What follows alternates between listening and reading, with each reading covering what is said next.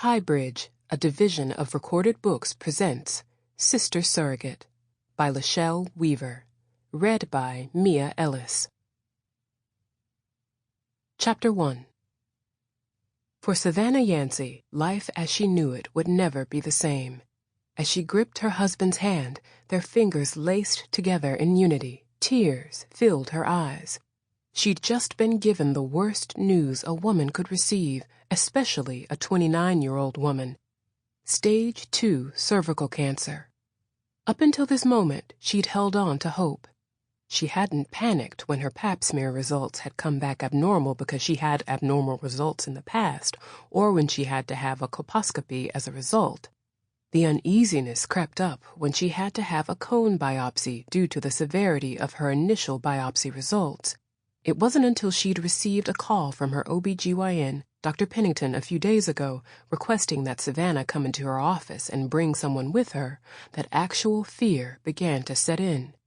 But she had said a prayer and hoped for a positive outcome.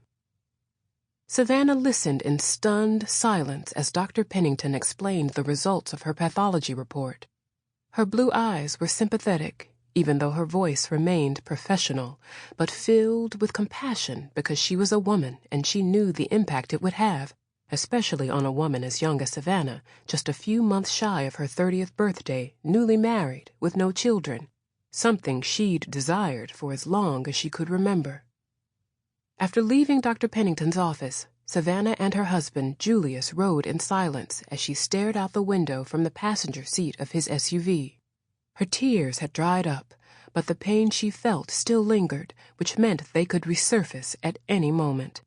Growing up, Savannah had always been told by her now-deceased mother not to question when bad things happened because only God could provide the answer.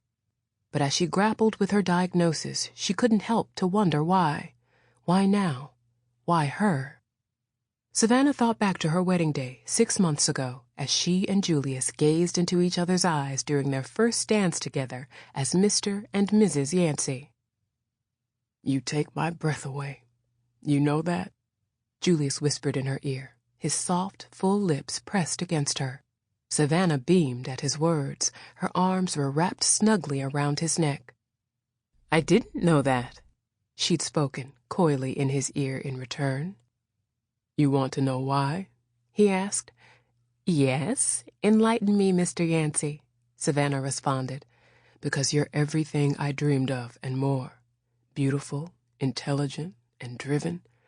I couldn't have prayed for a more perfect woman to be my wife and future baby mama of my 5 kids. Savannah threw her head back in laughter. Julius was always joking with her about having a house full of beautiful chocolate babies, when in reality they'd already settled on 2. With their thriving careers, 2 would be a reasonable number. "We ain't the Huxtables, baby. Why don't we start with 1 first and see if we survive before we talk about having a brood?" "I'm kidding, baby. But I know one thing. I'm going to enjoy myself trying. I can't wait to get you alone. You almost stopped my heart watching you walk down that aisle toward me. I love you, Mrs. Savannah Leah Yancey." She loved hearing the sound of her married name coming from her new husband's lips. "I love you more, Mr. Yancey," Savannah whispered back. Julius planted a tender kiss on her lips. "Get a room," Julius's best man and law partner Winston DeShazo yelled at them from behind his iPhone a few feet away. They laughed. He was one amongst many of their guests capturing their happy moment with cameras on their smartphones. Savannah rested the side of her head against Julius's chest as they swayed in harmony to A Couple of Forevers by Chrisette Michele, one of her favorite R&B singers. Savannah had felt like a princess in one of those fairy tales she'd grown up reading, who had found her Prince Charming and lived happily ever after. She knew it was cliché, but it was her wedding day, and there was no other way she could describe it. But now, as she played back Dr. Pennington's words in her mind, Savannah felt like she was part of a bad dream. She tasted the saltiness of her tears and realized she was crying again. Julius grabbed her hand from his position in the driver's seat. "We're going to get through this, baby. Everything will be fine. Try not to worry," said Julius, taking his eyes off the road to glance at her. He'd said the same thing earlier, right after they left Dr. Pennington's office as they walked to the car, still holding hands. Savannah didn't know if he was trying to convince her or himself. She'd remained silent like she did now because she didn't share his sentiments. How would everything be fine? Dr. Pennington had recommended a radical hysterectomy due to her concern with where the cancer was located on her cervix, along with a combination of chemotherapy and radiation. She'd be referring Savannah to a gynecologic oncologist for further testing and confirmation of her results. Savannah felt numb as her dreams of motherhood dissipated with Dr. Pennington's words. She'd never experienced carrying or giving birth to a baby. That was the most difficult part of the diagnosis for her to accept, and not what she expected to hear after a few short months of marriage. She'd wanted a baby so bad. She could almost smell the sweet scent of one and feel the warmth of its soft skin against hers, which is why she hadn't wanted to waste time in trying to start a family, even though Julius felt the opposite. The opportune time to have a baby had become a point of contention with them. Julius wanted to wait at least a year because he had plans of expanding his law practice, but Savannah had balked at the notion. Her maternal urges were growing stronger and stronger with each day, and she felt compelled to go ahead and act on them. So, every free chance they got, Savannah wanted to make love until they couldn't any longer, which sometimes lasted hours at a time with her praying for conception. And the reason she hadn't felt the vaginal bleeding she was experiencing afterward as a huge cause for concern. She just chalked it up to too much sex and waved it away as a minor nuisance to deal with in her ultimate goal to become pregnant. But then it started to happen more frequently, so with Julius's insistence, because he was getting freaked out about it, she had finally gone in to see Dr. Pennington, never expecting to hear that she wouldn't be able to have any children of her own, since a radical hysterectomy would strip her of her uterus and cervix. It was heartbreaking. Savannah mused over Julius's words to her on their wedding day about finding the perfect woman in her. How would he feel about her now that she couldn't give him any children? Chapter 2. Savannah sat outside on her deck, wrapped in a fleece throw, staring off at the serene lake in the distance. She'd come home from her doctor's visit, seeking solace, and this was the place she often went to for relaxation, that the view of Lake Norman always provided. Julius made her a cup of chai tea, sensing that she needed the time to herself while he cooked dinner. Her mind was still reeling, and she felt an overwhelming sadness. Her thoughts were now on her two sisters, Bridgette and Ivy. It would be difficult to tell them her diagnosis, especially since they had all been through this ordeal before, when their father had been diagnosed with lung cancer during the final semester of Savannah's senior year at Grambling State University. Savannah had been devastated by the news of her father's illness because, as the youngest, she'd always been Daddy's girl and had spent so much of her young life trying to make him proud, which is why she'd become an educator. Eldridge Alston had been a history professor at Johnson C. Smith University and later served on the Charlotte-Mecklenburg Board of Education before having to take an early retirement due to his illness. Savannah knew how proud he would be that she was now an elementary school principal. She could hear his hearty laughter and him telling her, "Good job, baby girl," which he'd always done every time she accomplished something she'd set her mind to achieve. It had been a difficult time, especially with Savannah being so many miles away in Louisiana. She had wanted to leave school immediately to come home to North Carolina to be with her family upon learning the news of her father's illness, but her mother wouldn't hear of it. So, her sisters had dropped everything going on in their lives to come to Louisiana to be with her for a few days because she had been so shaken up. Bridgette had just given birth a few weeks prior to her twin boys, Dylan and Ryan, but packed them up and made the 14-hour drive from Charlotte, stopping in Atlanta to pick up Ivy, who'd been living there since graduating from Clark Atlanta University 2 years earlier. They'd all spent that weekend together at a hotel, comforting each other. and Savannah had gotten to bond with the babies, which she couldn't get enough of. It was one of the most memorable times with her sisters, and by the time they'd left to head back home, they'd convinced her that everything was going to be okay, and that they would all get through it together. And Savannah had found comfort in their reassurances. Although she still worried about her father, she managed to finish out the semester and graduate with honors, even though her father had been too sick to attend her graduation ceremony. He died a month later. As she watched some of her neighbors enjoying the spring evening out on their boats, she longed for her sister's comforting words. Tears pulled her eyes as she pondered their reaction to her dreaded news. They would all be together at Savannah's house tomorrow since it was Easter weekend, and they'd made a tradition of having an Easter egg hunt for her 8-year-old nephews on that Saturday and then dinner on Sunday.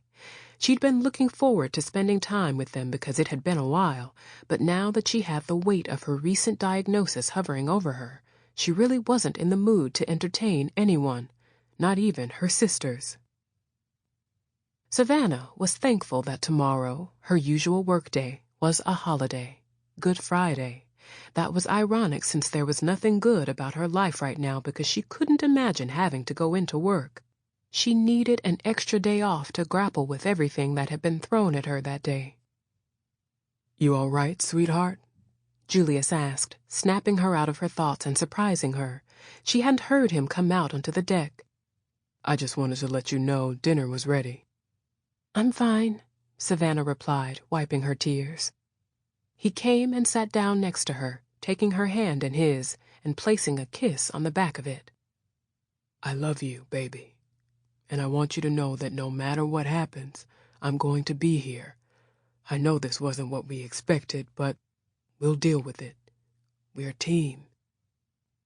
He pulled Savannah close to him, and she rested her head on his chest as he wrapped his arms around her and held her tight. More tears flowed from her eyes because she always felt so safe in her husband's arms, and that was what she needed most at that moment. She had no idea what the future was going to hold for her or her loved ones. She did know that once she told her family and friends that she had cervical cancer, none of their lives would be the same. Chapter 3. Savannah and her sisters were gathered together in her kitchen that following Friday evening, preparing to dye eggs and desserts for Sunday's Easter dinner. Bridgette, the oldest, took on the baking since she did it for a living and was the best cook out of the three of them. She was the owner of a successful bakery in uptown Charlotte she'd named Sugar Rush. Savannah and Ivy, the middle sister, were going to dye the eggs for Saturday's Easter egg hunt. It had been hard for Savannah to put everything that she was dealing with out of her mind, but having her sisters around gave her some comfort, as she expected. She'd decided to wait until after the holiday to tell them about her diagnosis. She didn't want to dampen the festive mood that the holidays always put them in when they were all together.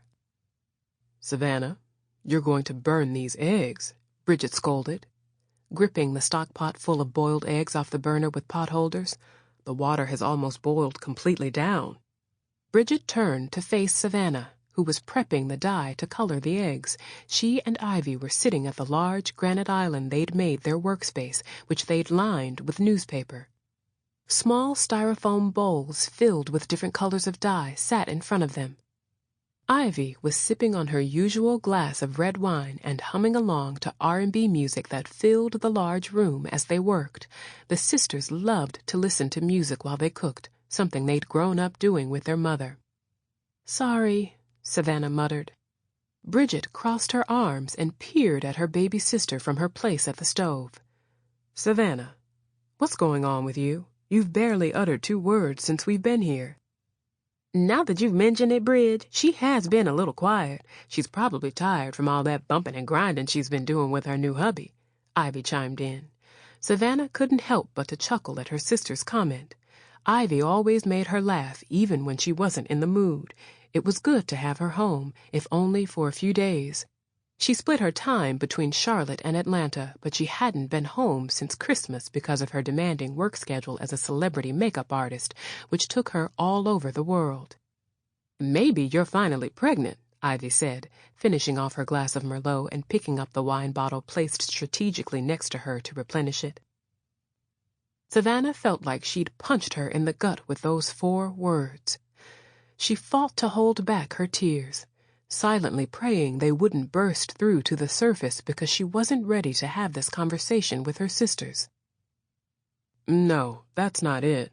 Her mood would be different, Bridgette countered, studying her baby sister as she wiped her hands with a dish towel. I'm fine, Savannah said, standing to her feet. Just a little tired. It's been a long week. She needed to move around because she felt like a sitting target as Bridgette honed in on her. Bridgette would continue to badger her like she was one of those interviewers giving lie detector tests.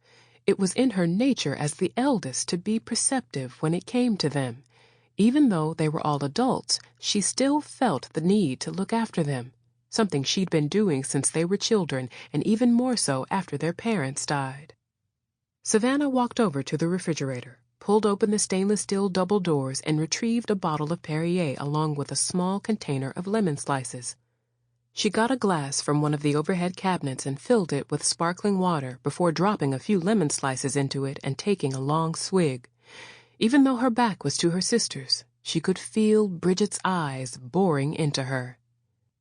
Hey, that's my jam, Ivy declared, snapping her fingers and swaying her head to the melody of Who Knows by Music Soul Child. This is the kind of music that you don't hear anymore. I have to agree with you on that, sis, said Bridgette. Everything is be this and ho that. I miss the days when I could turn on the radio and not have to worry about what my children might hear. Savannah was thankful for Ivy's outburst because it took Bridgette's focus off of her and back to baking. She was icing a German chocolate cake, which was one of their favorites because it was from one of their mother's many delicious recipes.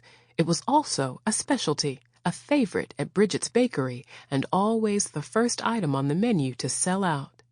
As her sisters discussed their displeasure with the music industry, Savannah walked to the stove and picked up the large pot to drain the remaining water. A second later, she yelped out in pain, sending the pot and eggs crashing to the hardwood floor. "Savannah, are you okay?" Bridgette asked, rushing to her sister's aid. Savannah shook her hands from side to side in an attempt to relieve the burning sensation pulsating through her fingertips. "Did you burn yourself? Let me see. You knew the pot was hot. I'd just taken it off the burner," Bridgette fussed. Savannah waved her sister off. "I'm fine," she whined. "Then why are you crying?" Bridgette asked. Her sister's question sent a rush of more tears that she couldn't hold back. Bridgette grabbed Savannah into a tight embrace as she sobbed. "Savannah, what's wrong, honey? And don't keep telling us you're fine because you're not," said Bridgette. "You can't lie to your sisters. We know you too well." "Talk to us, Savannah. What is it that has you so upset? Are you and Julius having problems already?"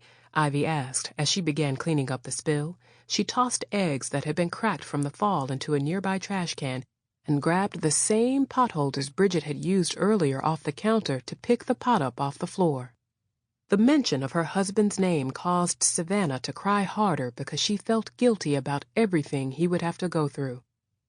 "Come on, let's go sit down," said Bridgette, ushering her sister back to the island and helping her back onto the barstool chair she'd been sitting on. "Ivy, hand me a paper towel, please." Ivy did what she was asked and then joined her sisters back at the island. Bridgette handed Savannah the paper towel to wipe her face. She accepted it, but didn't use it as her tears kept falling. Ivy rubbed her back. "It's okay, sis. We're here to support you in whatever is going on. Now what is it?" Ivy queried, taking her seat next to Savannah. Bridgette stood at the end of the island next to her with her hand rested on her forearm. Savannah inhaled and then exhaled slowly. "I found out yesterday that I have cervical cancer," Savannah uttered, and it felt like her words had caused her sisters to stop breathing. Except for the music playing in the background, there was a deafening silence. Savannah wasn't even sure they'd heard her until she looked from one to the other and saw the grim look on their faces. Bridgette's hand had left Savannah's arm and was now pressed to her own chest as if she was getting ready to have a heart attack. "Are you sure?" Ivy managed to say, her voice cracking. Savannah nodded. I'm so sorry, baby sis, Bridgette finally said, placing her hand back on Savannah's arm. Her eyes were full of tears. Savannah dropped her head as more tears seeped from her own eyes. Everything is going to be all right, Savannah. We have to trust in our Lord and Savior that everything will be, said Bridgette, wiping her tears. They'd all been through this before with their father when he was diagnosed with lung cancer, but never imagined they'd be dealing with it with one of them. Savannah was so young and had so much life to live. What did the doctor say? Ivy asked, fighting back her own tears. I had an abnormal pap smear a few weeks ago. I went in to have a colposcopy and then a cone biopsy, and the results revealed that I have stage 2 cervical cancer. Bridgette gasped, causing tears to spill from Ivy's eyes, but Savannah continued. I see an oncologist in a few weeks, but more than likely I'll have to undergo a hysterectomy, which means my hopes of giving my husband a child are null and void, said Savannah, as a new wave of tears sprang to her eyes. Let's try not to get ahead of ourselves until we know a little bit more about this, said Bridgette. God always has the last say. Wait a minute. Isn't cervical cancer caused by a sexually transmitted disease? Asked Ivy, her face scrunched up like there was a stench wafting in the air. HP something? HPV, Savannah muttered. She'd had the same reaction when Dr. Pennington mentioned that the virus was contracted through sexual contact, but she assured Savannah that HPV was nothing nasty or dirty or anything that she should feel ashamed about. It was as common as a cold, and more than 80% of women contracted it during their lifetime without ever knowing it. For most women, it went away on its own, but for some, as in Savannah's case, if it remained undetected, it could develop into cervical cancer. She'd been lax in getting her annual pelvic exams, and now it was going to cost her. Big time. Did Julius give you this? Ivy demanded, her voice now angry and her eyes narrowed. Ivy, would you stop it? This isn't the time, Bridgette admonished, glaring at Ivy, who in return rolled her eyes. It's okay, Bridgette, Savannah said, wiping her face with the paper towel Bridgette had given her. She explained what Dr. Pennington had relayed to her about HPV. So, I have no way of knowing if I got it from Julius or not. There's no HPV test for men, and we've both had other sexual partners during our lifetime, so I'll never know. But honestly, I couldn't care less about how I got it. That's the least of my worries. I know, sis. I'm sorry. I hate that this is happening to you. You don't deserve this, said Ivy, hugging Savannah. No matter the outcome, Savannah, we're going to help you get through this. We've been through our share of ordeals, but we always come out victorious because we've always had each other to lean on. And this won't be any different, said Bridgette, patting Savannah's hand. Savannah managed to give her sister a weak smile. I'll try my best to be here as much as I can, but you know I'm always just a phone call away, Ivy added. I appreciate the both of you so much. I don't know what I'd do without you two. I love you, sissies, Savannah said, referring to the childhood name they still called each other. We love you too, Bridgette and Ivy said in unison. And please promise me that you'll get your annual pelvic exams. I know we're all busy, but it's so important. I don't want you to end up like me. I hadn't had one in 2 years, Savannah said. I have been since I've always had irregular periods, said Ivy. I've been getting mine too, Bridgette said. As a matter of fact, I have an appointment coming up with Dr. Pennington next week. Well, it makes me feel better hearing that you both have. I should have been doing the same, but I can't focus on that now, Savannah mused. Savannah, everything will be okay. I really believe that, Bridgette said, hugging her. Then Ivy wrapped her arms around them both. As the three sisters formed a group hug, Savannah fought back more tears. She was drained from crying, but now her mind was on her mortality. She didn't want to think about the possibility of leaving her sisters behind, because they'd always been a trio. But it could happen. People died from cancer every day. their father had. She couldn't help thinking about this possibly being her plight as well. She didn't want to die. There was so much she wanted to do. Chapter 4. "I see you still haven't learned to practice any tact," Bridgette said, keeping her eyes on the road ahead of her as she steered her Suburban down the freeway. "I beg your pardon?" Ivy asked, her tone incredulous as she peered at her sister from the passenger seat.